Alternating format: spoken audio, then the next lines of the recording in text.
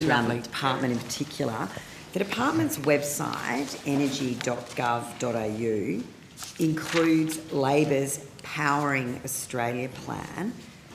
Is it appropriate that the department's website has that document on it? So, Senator, I'll have to have a look at that for you. I can send you the document. I've got the link here if you'd like it. Yes, I'll have a look at that. I mean, at the end of the day, of course, we're responsible for implementation of the government's Powering Australia plan.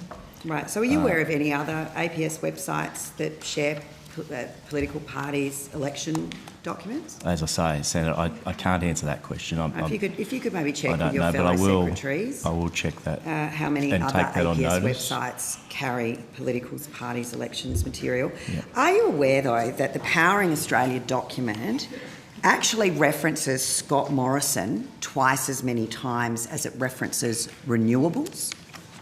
So I'm not aware. And do you think that that's appropriate? I'm just not aware of that issue. Okay, we might want to have a look at that for me. Yep. Well, and to that, you might want to find out if the department sought any advice from PM&C or the Department of Finance of whether it was appropriate to post that document. Did the Minister or the Minister's office ask the department, either verbally or in writing, to post the Powering Australia plan? And if so, when was the request made? Who made the request?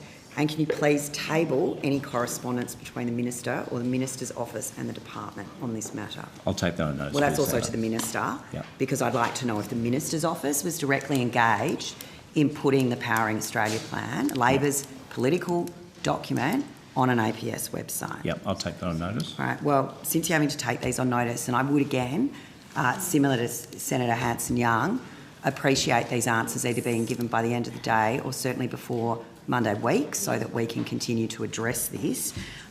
So we would like to know... Senator, I will take that on notice. So we'd like to know who in the department made the decision to put that document on the website.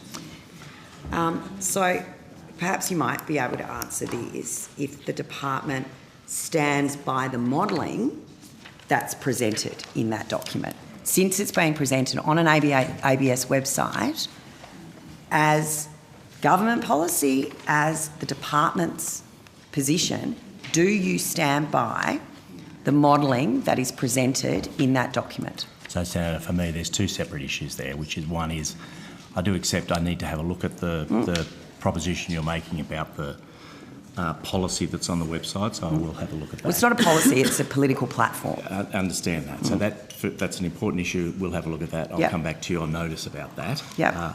Look, I mean, in terms of the modelling itself, the fact of the matter is that was modelling that was point-in-time modelling. It was done in 2021 and it was about a range of election policies. Was it modelling done by the department? It was not modelling done by the department. It was done at a time when the Labor Party was in opposition. So well, I'd like to know if the department stands by the modelling on its website. So, Senator, I'm answering that question. So at the end of the day, that modelling was point-in-time modelling done by the Labor Party in 2021 and it was about the impact of those policies in 2025. I mean, the fact of the matter is that is ALP policy. Now that we're in government and that the Labor Party is in government... We're in government, okay. That's Freudian slip there. Senator, I've been a secretary for 3 years under the previous government. I think well respected in that position and appointed a secretary by the previous government. Yes, so the policies of the now government are in the budget. And they are in the budget papers. Not the 275 reduction. That's not in the budget, and that's on that policy document. I said that the policies are in the budget. What we do as a department on the election of a government or a re-election of a government, and this is not surprising, we've done this routinely, is we are asked to take those election policies and seek governmental authority for their implementation. All departments do that, Senator. So as members of the opposition know, we take those policies, We put them through a cabinet process, and we seek government authority for the minister for those policies to become government policies. And then we go about the business of implementing those policies. So that's, as a department, that's what we've done. And in that respect, that's something that we do always after an election. Okay. Is seek to put through government processes. Mr. Fredericks, I'm really conscious of time, and so you've sought to take a lot of this on notice. But I would point out that this document on your website that reflects policy under the Reputex modelling is that it will bring down household power bills by $275 in 2025. That was said 97 times, by the way, during the campaign, and $378 in 2030.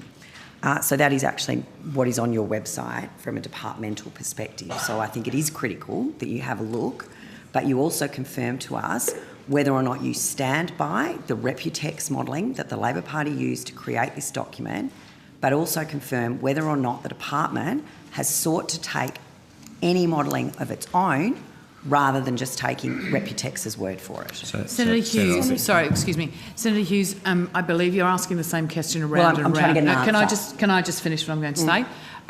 The Secretary has said he will take it on notice to get some further detail on the issues you've raised. All right. Well, he's also made the point that it's a point-in-time document from 2021 and that things have changed. Chair, I don't need you clarifying the answers for me. I think you will find that on Monday the 7th of November, the relevant people to discuss modelling with we'll get to why they're not here today. And you can question I think them that's a disgrace that they're not here today. But my final question to you is, will the department commit to taking a party political election campaign material document off its website? So, Sam, to be fair to you and to be honest, to be fair to me, I don't have that. Well, I'm happy to forward it to the committee right now.